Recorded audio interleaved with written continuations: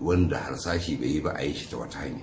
Saboda kuma muna ganin dai gaskiya abubuwan da muka gani a nan ya nuna mana cewa ba mu cikin aminci sam, kawai an kawo wani wuri ne aka tsare. Ni an tsare ni shekara yau 13, amma ban taɓa ganin tsoro irin wanda aka yi ma'anan ba. Kamar hatta ɗakin da nake a asibiti din a kofar ɗakin 'yan sanda ne da bindigogi. Ta kuma ko ɗaki zuwa ɗaki ba ya dama mu je ba.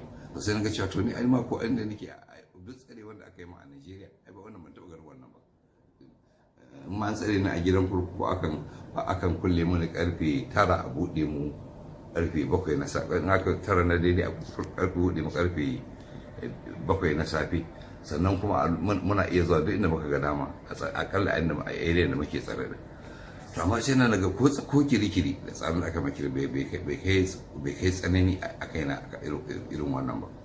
To sai nake gani cewa to lallai ba zai yi mu fito wani kangi domin mu sami lafiya a dora mu a wani kangi a kuma mika jikunan mu ga waɗanda ba mu aminta ba. Saboda kuma na tunanin insha Allah da gaskiyar magana ita ce akwai bukatar mu koma gida tun da dai an yarda mu je wani wuri a waje domin magani.